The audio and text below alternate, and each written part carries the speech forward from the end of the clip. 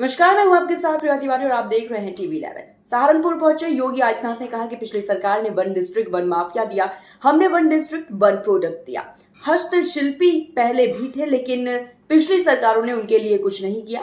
Public तरसती रही थी और उनके गुर्गे प्रदेश को तबाह कर देते थे। सीएम ने अखिलेश यादव का नाम लिए बिना कहा कि जब प्रदेश का मुखिया 12 बजे सोकर उठेगा तब होगा क्या, उन्हें तैयार होने में ही 2 बज जाएंगे। पूरा समय इंटरव्यू, पिकनिक और मित्र मंडली के साथ व्यतीत हो जाएगा। विश्वविद्यालय यहाँ पर जब आगे बढ़ेगा, तेजी के साथ कार्य करना प्रारंभ करेगा, विश्वविद्यालय सहारनपुर को एक नई पहचान दे रहा है, एक नई पहचान दे रहा है। अभी हम यहाँ पे आ रहे थे, इस कार्यक्रम के पहले जो एग्जीबिशन लगी थी, प्रदर्शनी लगी है, प्रदर्शनी को हम देख रहे थे। कई स्टॉल ऐसे थे जिसमें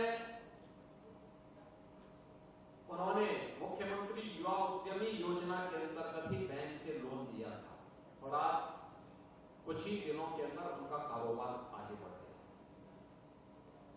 याद रखना, बिजनेस में व्यक्ति के अंदर संतुष्टि का भाव हो, अनावश्यक लालच न हो और मेहनत करने का एक जज्बा हो। जिस क्षेत्र में हम प्रवेश कर रहे हैं उनकी जानकारी हो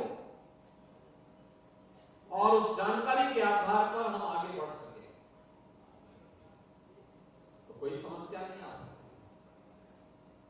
ये डबल इंजन की सरकार जब कार्य करती है तो उसके लिए लोकहित और राष्ट्रहित सर्वोपरि है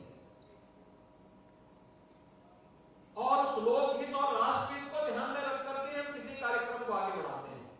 महाकुंभ का आयोजन अभी हुआ 13 जनवरी से लेकर 26 फरवरी के बीच 45 दिन के आयोजन। 66 करोड़ से अधिक श्रद्धालु प्रयागराज की धरती पर आए। 66 करोड़।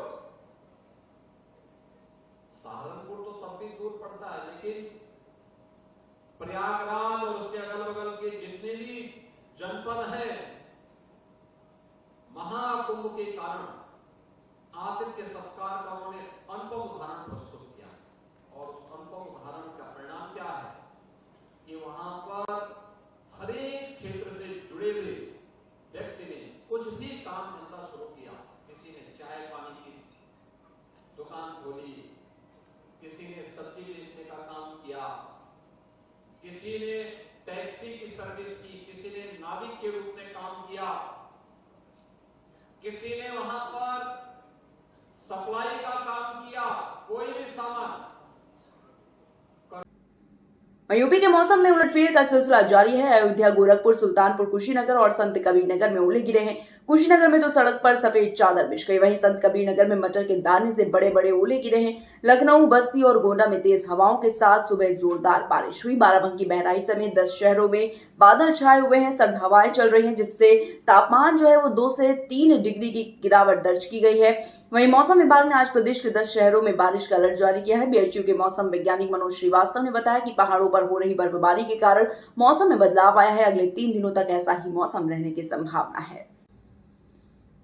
वहीं गाजियाबाद के लोनी में एक दिल दहला देने वाला मामला सामने आया है, जहां पर एक पति ने अपनी पत्नी के ऊपर पेट्रोल डालकर आग लगा दी, जिसके चलते पत्नी बुरी तरह से आग से झुलस गई। आनंद फानन में मामले की सूचना पुलिस को दी गई, जिसके बाद महिला को गंभीर अवस्था में अस्पताल में भर्ती कराया गया है, जहां महिला की गंभीर हालत को देखते हुए महिला को दिल्ली के जीटीबी अस्पताल रेफर किया गया है। वहीं मामले में एसीपी सिद्धार्थ गौतम ने बताया है कि महिला के भाई की शिकायत पर पुलिस ने रिपोर्ट दर्ज की है। पति को हिरासत में लेकर पूछताछ की जा रही है। आरोपी पति ने बताया कि घटना के समय वो घर में नमाज पढ़ रहा था।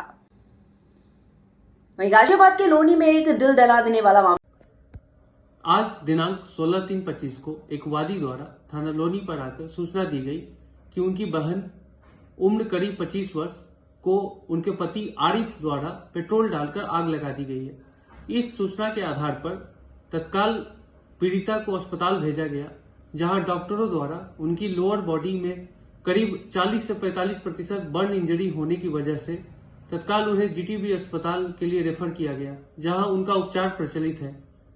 वादी की तहरीर के आधार पर थाना लोनी पर सुसंगत धाराओं में अभियोग पंजीकृत किया गया एवं अभियुक्त आरिफ को पुलिस हिरासत में ले लिया गया है।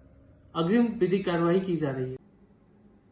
वहीं उन्नाव के अचलगंज के दुर्गाखेड़ा गांव में एक शराबी पति ने अपनी गर्भवती पत्नी की पीट कर हत्या कर दी। मृतका लक्ष्मी 8 माह की गर्भवती थी। पति राकेश और पत्नी लक्ष्मी का विवाह करीब 15 साल पहले हुआ था। सोमवार को दोनों के बीच किसी बात को लेकर कहासुनी हो गई। शराब के नशे में धुत राकेश ने पत्नी के साथ मारपीट शुरू कर दी। उसने पत्नी के पेट में लात मार दी, जिससे कि उसकी मौके पर ही मौत हो गई।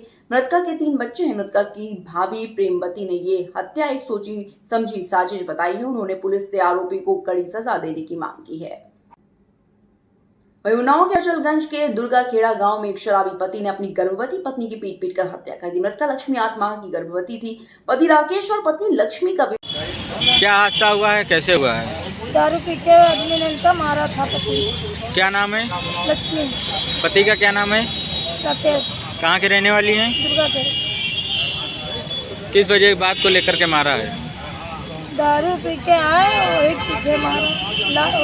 पेट में बच्चा था और आए लात धर के मारा लोग। फिर यहाँ आए अस्पताल, शाम को हमको खबर मिली, यहाँ अस्पताल लेके आए, खत्म हो गई। कितने बजे? 5 बजे। अच्छा, क्या कार्रवाई चाहती हैं आप? हम कार्रवाई चाहते हैं कि पूरा घर जाना चाहिए। वहीं खबर उत्तर प्रदेश के जालौन से, जहां पर जालौन में निर्माणाधीन 2 मंजिला इमारत गिरने का वीडियो सामने आया है। पिलर जमीन में धंसने से 2 मंजिला इमारत गिर गया। आपको बता दें कि आसपास जलभराव के चलते हादसा हुआ। हादसे का वीडियो सामने आया है। उरई कोतवाली क्षेत्र के नए बस स्टैंड करसान रोड का मामला बताया जा रहा है। वहीं खबर उत्तर प्रदेश के जालौन से, जहां पर जालौन में बुंदेलखंड एक्सप्रेस वे पर सपा सुप्रीमो व राष्ट्रीय अध्यक्ष अखिलेश यादव का बैंड बाजों के साथ जोरदार स्वागत हुआ। सैकड़ों कार्यकर्ताओं ने अपने नेता अखिलेश यादव का फूल मालाएं पहनाकर और गुलदस्ते देकर उनका स्वागत किया। बड़ी संख्या में पहुंचे कार्यकर्ताओं का उत्साह देख अखिलेश यादव भी गदगद हो गए। वहीं लखनऊ से महुआ जाते समय अखिलेश यादव जालौन में बुंदेलखंड एक्सप्रेस वे पर ग्राम चिड़िया सलेमपुर कट पर कुछ देर रुके, जहां पर उन्होंने कार्यकर्ताओं का अभिवादन स्वीकार किया। वहीं खबर उत्तर प्रदेश के जालौन से, जहां पर जालौन में बुंदेलखंड एक्सप्रेस वे पर सपा सुप्रीमो व राष्ट्रीय अध्यक्ष अखिलेश यादव का बैंड बाजों के साथ जोरदार स्वागत हुआ। सैकड़ों कार्यकर्ताओं ने अपने नेता अखिलेश यादव का फूल मालाएं पहनाकर और गुलदस्ते देकर